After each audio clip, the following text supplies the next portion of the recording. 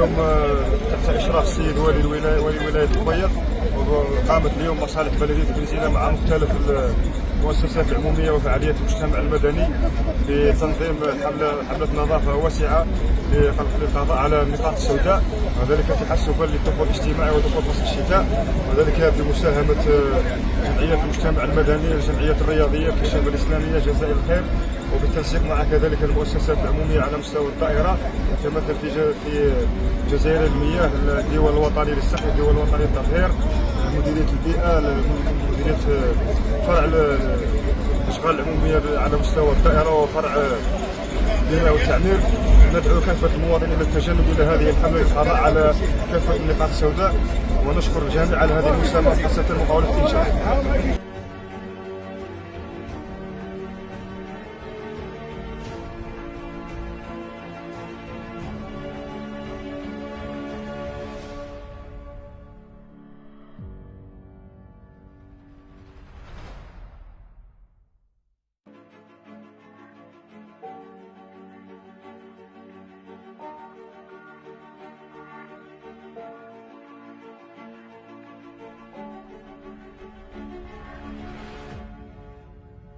يشارك اليوم فوز المجد ببلدية بريزينا في هذه الحملة التي أشرف عليها السيد رئيس البلدية بمشاركة 22 قائد وكشاف موزعين عبر عدة أحياء التي بها حملة النظافة، وتستمر العملية لعدة أيام إن شاء الله. أنا اليوم شاركوا في الحملة الواسعة لتنظيف المقررة من عند رئيس الدائرة وبإشراف السيد الوالي. إن شاء الله المشاركة تكون تاعنا فعالة، وندعو المواطنين كاع باش يشاركوا في فعل الخير.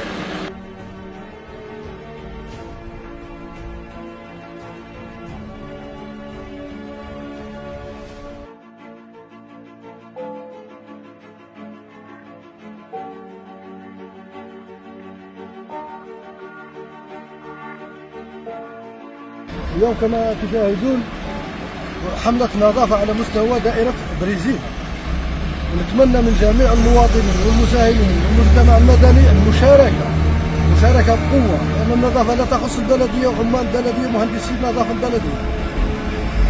الوضع أصبح كارثي في البلاد، والسبب إهمال المواطن لنظافة مكان جلوسه والحي لا غير. ونشكر الجميع ومن ساهم معنا في إنجاح هذه الحملة.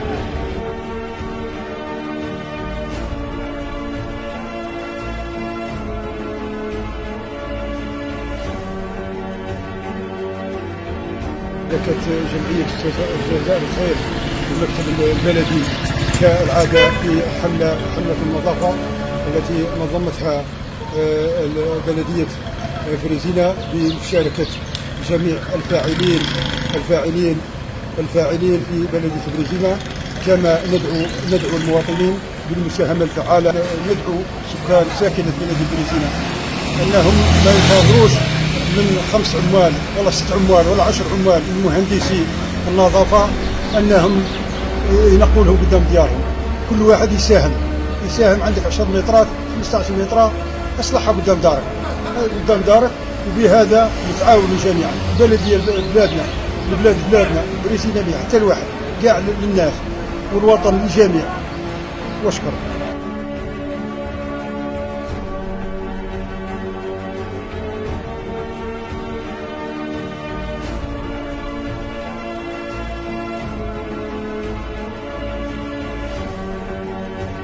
احنا الديوان السياحي ورانا في الحمله هذه تاع النظافه تاع بريزينا، ورانا هنا ان شاء الله.